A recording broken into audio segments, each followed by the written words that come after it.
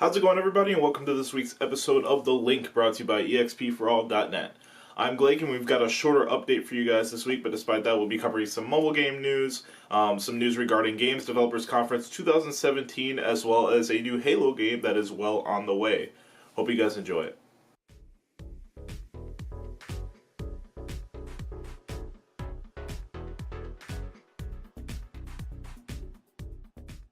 So first things first, you're going to want to take out those smartphones and tablets because Nintendo is soon to bring the Fire Emblem experience to your fingertips. Nintendo held a live direct presentation earlier this week which was entirely Fire Emblem focused. The company announced several upcoming Fire Emblem projects, one of which being Fire Emblem Heroes for mobile devices. The title holds true to the franchise's roots. However, players will be able to build their own army, choosing various amounts of characters within the Fire Emblem universe. Leveling up your characters and crafting your weapons will play a large role in the title, ultimately offering one of the richest Fire Emblem experiences to date. Now, originally when we heard about a Fire Emblem mobile title being developed, I think it was kind of in the middle of last year, it was scheduled to release sometime in the fall. Obviously, it got delayed into 2017, and now here we are with a planned release for, I believe, at the beginning of February 2nd for Android users. Now, at first, I thought this was going to be like some little, very simple, like cheesy Fire Emblem game.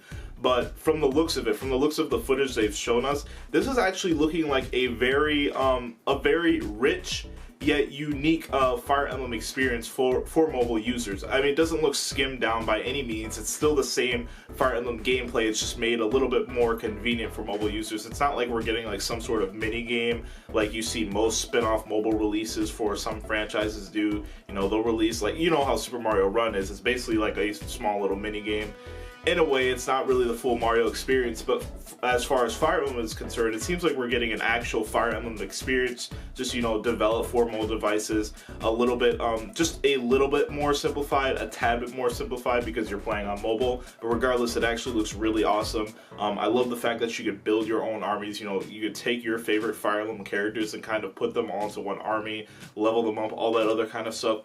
I kind of could see it, see it being a little bit of pay to win or in a way, or microtransactions. I can see that being implemented, as in like we might have to pay for some of our favorite characters. But regardless, this is actually a mobile title that I'm really looking forward for. Originally, I was looking forward to the Animal Crossing mobile app that they're apparently working on as well. But right now, this definitely has caught my attention the most out of all the other mobile apps Nintendo has released thus far. Now, aside from StarCraft and the Civilization franchise, it's no surprise that the RTS genre doesn't really get a whole lot of love nowadays, but 343 Industries is looking to change that.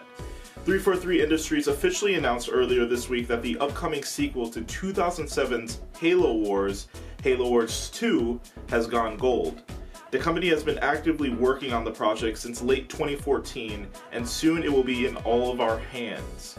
343 is currently holding one final beta period for Halo Wars 2, which is available on both Windows 10 PC and Xbox One, and will run until January 30th. Halo Wars 2 arrives on February 21st on both Xbox One and Windows 10 PC. Now, I am a pretty big lover of the RTS genre. However, StarCraft is primarily the only RTS I really ever played. I played a little bit of, I think it was like Age of Empires and like Age of Mythology or something like that, but StarCraft was really the game that really got me into the RTS genre, and unfortunately I can't really find a game that's like StarCraft, that's as developed as well as StarCraft, with an as active of a fan base as StarCraft has, the community and whatnot. But I feel like Halo Wars has the potential to, in a way, become the next big RTS franchise. Now, RTS games, most of them, they are really difficult to get into. They're really time consuming. There's a lot to learn, but it seems like 343 Industries is kind of, in a way, dumbing down the general mechanics that you would have to learn in an RTS game and kind of making it a lot easier for newcomers to hop into the genre and, just experience and enjoy all the fun mind games that the genre has to offer, all that kind of cool stuff.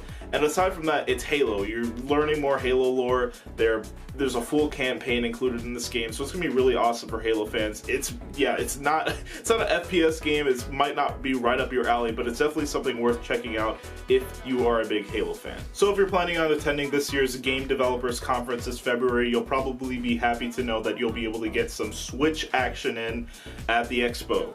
It has recently been confirmed this week that Nintendo would be in attendance at this year's Game Developers Conference, which marks their return to the expo after a several-year hiatus. Nintendo is likely to show off upcoming Switch titles and accessories at the conference, along with likely upcoming 3DS software. The company is set to be at spaces BMR 5226, BMR 5230, and BMR 5225, which are close to the Mozilla and Warner Bros. Stations. Game Developers Conference is set to take place from February 27th through March 3rd. Now, it's really nice to see Nintendo at, public events once again. They've sort of been kept to themselves over the past few years, or the past several years, really, ever since the Wii U debuted and, everybody thought it was a failing console. But, despite that, it's really nice to see them kind of taking a fresh start in a way. We're probably going to be seeing them at a lot of events throughout the rest of the year. I know they're going to be at PAX South next weekend. They're going to be at PAX East.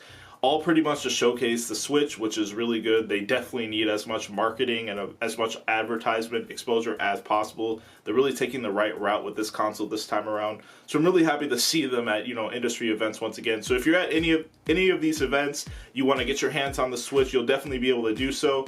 I know for sure, actually, they're at Genesis 4, which is a Smash major this weekend. They're showing off ARMS, so people are able to test out the Switch at that tournament as well. So they're all over the place, really, and it's really nice to see them out in public, mingling with the gaming community once again. Anyway, guys, that's going to do it for this week's episode of The Link, brought to you by expforall.net. As usual, you can check out our website, expforall.net, and check out and read all the other articles that were written throughout this past week that weren't covered in this update. You can also follow us on Twitter at expforall, and we're on Facebook as well at facebook.com/expforall, and you want to follow us on those platforms to keep up with the latest video game news and updates going on with EXP for All. Anyway, guys, that's going to do it for me this week. Hope you guys have a good rest of the weekend, and I will see you guys next week. You guys keep on gaming. Peace.